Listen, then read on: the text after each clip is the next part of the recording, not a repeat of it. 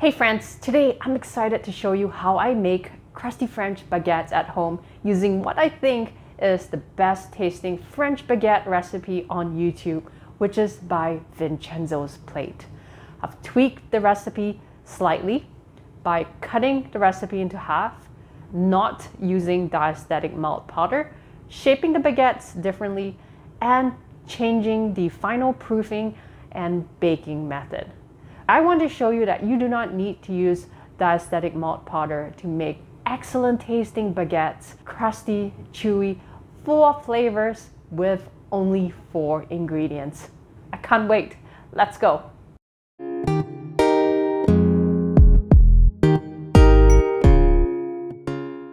This recipe makes 2 demi-baguettes.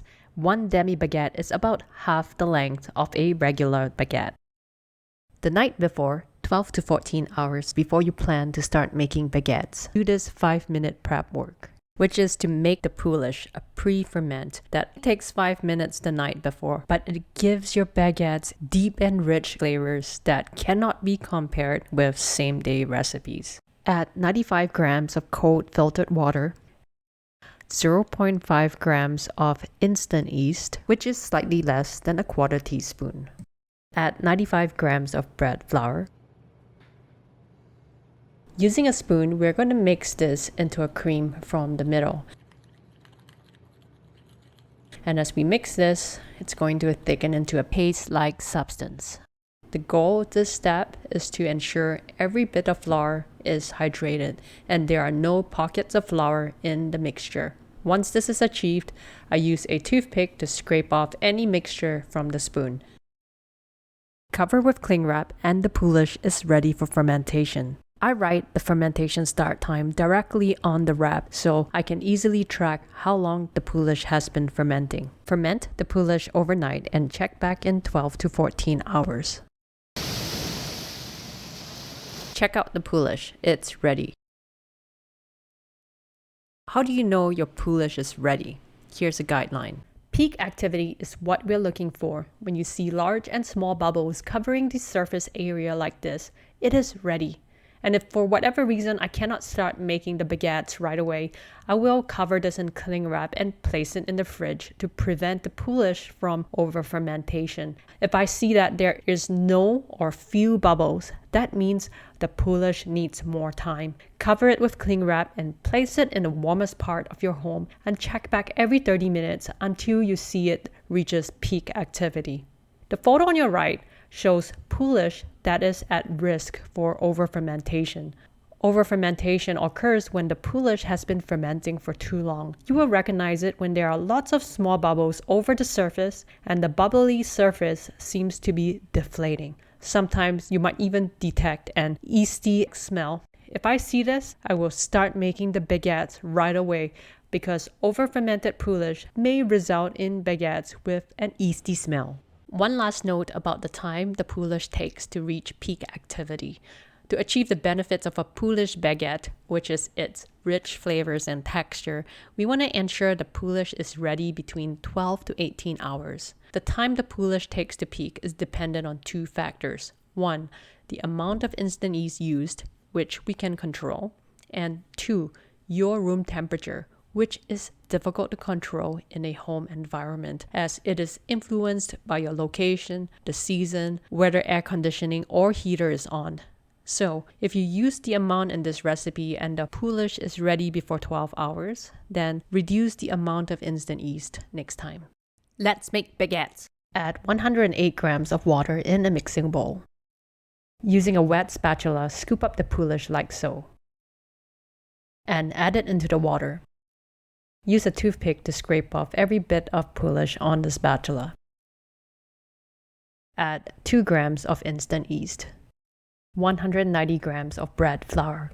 Add 5 grams of salt on top of the flour, making sure the salt doesn't come into direct contact with the yeast as salt slows down yeast activity. I use a stand mixer for this next step, but you don't have to. I will show you both ways. On the lowest speed, mix to hydrate the flour to combine the ingredients, then increase the speed by 1, but no more than 3 notches to form a wet lumpy dough like this. Then stop. Do not overmix, and this will take no more than 2 minutes. Then we can put away the stand mixer. Here is how we do this without a stand mixer. Using a spoon, start from the middle and hydrate the dry ingredients with the poolish and water. I try to make it into a cream. There's less water than dry ingredients here, so I'm using some strength. At some point, I switch to a spatula as it becomes easier to press in every bit of flour onto the wet surface of the dough.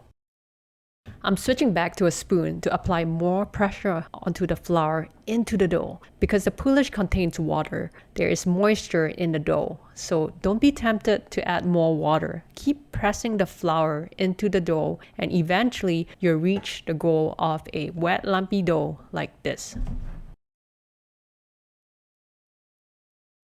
Using a plastic scraper, scrape out every bit of the wet lumpy dough from your mixing bowl. Place it onto your bench. Cover it with a bowl and let it rest for 20 minutes. The original recipe rests the dough for 15 minutes. However, I find that with the ingredients I'm using and perhaps with no diastatic malt powder, I need to let the dough rest for 20 to 30 minutes in order to do the next step. The next step is the slap and fold. The dough has rested for 20 minutes. Using a wet plastic scraper, lift up the edges of the dough into the dough and loosen the dough from the bench. You can also use a wet silicone or rubber spatula if you don't have a plastic scraper. And using wet hands, pick up the dough and slap and fold. Turn the dough 90 degrees, slap and fold. Turn the dough, slap and fold. Turn, slap and fold. Keep doing that until you form a smooth, tight ball like this. If you do the slap and fold for 10 times and the dough doesn't turn into a smooth, tight ball, but instead tears apart like this, stop. Cover the dough with a bowl and let it rest for another 20 minutes and try again. That should work. Take a large mixing bowl, add a bit of extra virgin olive oil, and glaze the bowl. This will enhance its flavor and texture, but more importantly, allows the dough to rise smoothly without resistance as it prevents the dough from sticking to the bowl. Put in your dough ball, cover with cling wrap, and let it rise for 1 hour or until it doubles in size. 1 hour has passed and our dough has doubled in size. So we are going to stretch and fold the dough. With slightly wet hands, we're going to loosen the dough and stretch the dough up and fold it into half. Be careful not to break it. Turn the bowl 90 degrees and stretch and fold. Turn the bowl 90 degrees, stretch and fold. Turn the bowl 90 degrees. And stretch and fold 4 times. And I like to turn it into a smooth cap and place it down, cover and let it rise for a second time for 1 hour or until it doubles in size. After the dough has doubled in size, remove the wrap and flip the bowl onto the bench. Give it 10 seconds or so and the dough will fall onto the bench on its own. If it doesn't, use your hands to transfer the dough to the bench. Loosen the dough from the bench and we're going to divide the dough into half. Measure the total weight of the dough. Divide the total weight by 2 and that will be the weight of each portion. Here are the 2 equally portioned doughs. We're going to turn them into dough balls. Take the first dough ball and stretch it slightly, then fold it into half. Press down the sides to seal it. Turn it 90 degrees with any seams facing up. Fold it into half. Turn the dough 90 degrees and try to roll it into a ball without deflating the air bubbles in the dough. Press down the sides to seal it. I repeat this a couple of more times till I get a smooth, tight dough ball. Put it aside and repeat these steps for the next dough ball. Our 2 smooth dough balls are done. We're going to cover it and let it rest for 20 minutes. While the dough balls are resting, I tear off about 20 inches in length of parchment paper. The width is 15 inches. Fold it into half lengthwise. Reinforce the fold and unfold it back out. Measure out about 2 inches from the fold and make a fold at the bottom on both sides like so. Now we have a 2-inch wall in the middle and by reinforcing the folds, we can make it stand straight on its own. Sprinkle 1 teaspoon of bread flour on the parchment paper on both sides of its wall. The dough balls have rested for 20 minutes and we are going to pre-shape them into demi-baguettes. The original recipe features a tapered end shape like this one, a classic artisan French baguette look. But I prefer the commercial baguette shape, an even, consistent log that produces uniform slices and yields more portions for mini baguette sandwiches or hors d'oeuvres. So let's shape the dough into commercial style baguettes. Pick up the dough ball and turn it smooth side down. Gently stretch the dough. Then fold the top 1/3 of the dough over. Gently press down the sides so it seals. Turn the dough 180 degrees and fold the top down. Gently seal the sides so it sticks. Turn the dough 180 degrees and fold the dough into half lengthwise and seal the sides securely by pressing down the seams. When we're doing these folds, we try as best as possible not to deflate the air bubbles inside so the baguettes can keep its irregular crumb texture. To shape the baguette, start in the middle and gently roll the dough outwards with both hands, applying light and even pressure to form a elongated log shape. I try my best not to deflate the air bubbles inside. The length I'm aiming for is around 14 to 15 inches. I've been making baguettes with this recipe for a couple of years, and shaping baguettes is a skill I'm still practicing. I want to share this process with you so you know that even if it's not perfect, you can still make delicious crusty baguettes. And this is the recipe to stick to while you master all the different skills in making baguettes. Demi-baguette 1's shaping is done, 14 to 15 inches long. Let's shape the other baguette. Gently stretch, fold in the top 1/3 of the dough 2/3 of the way down. Press down the seams. Turn the dough 180 degrees. Fold in the remaining 1/3 of the dough down. Seal the seams. Fold the dough into half lengthwise.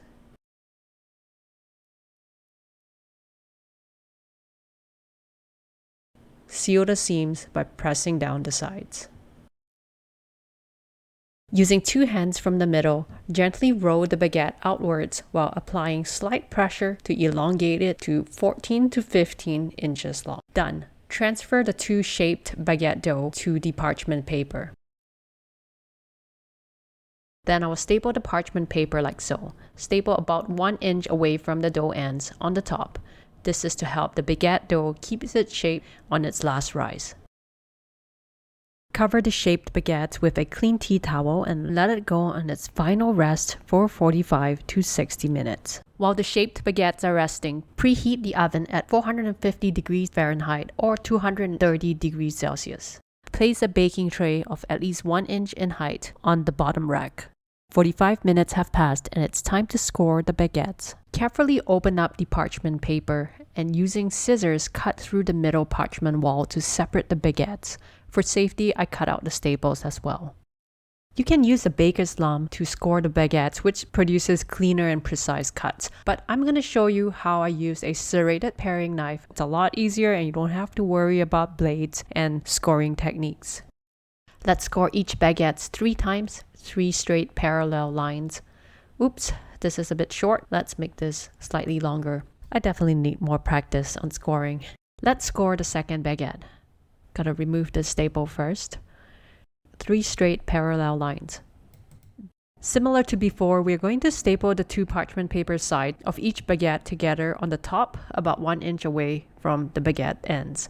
This will help the baguettes stay in shape when they expand in the oven.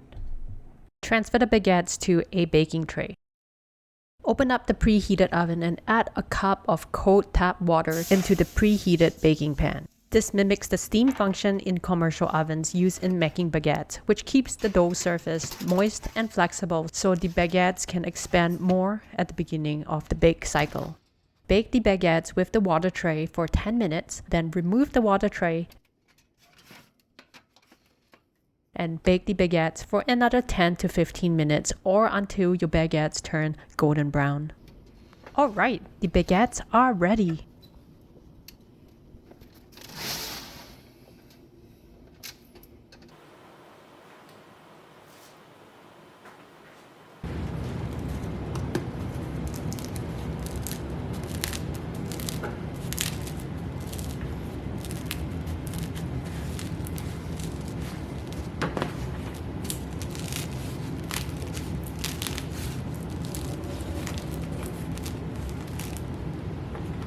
And as always, as tempting as it might be, let the demi-baguettes cool on a rack for 2 hours before slicing to avoid a gummy crumb texture inside.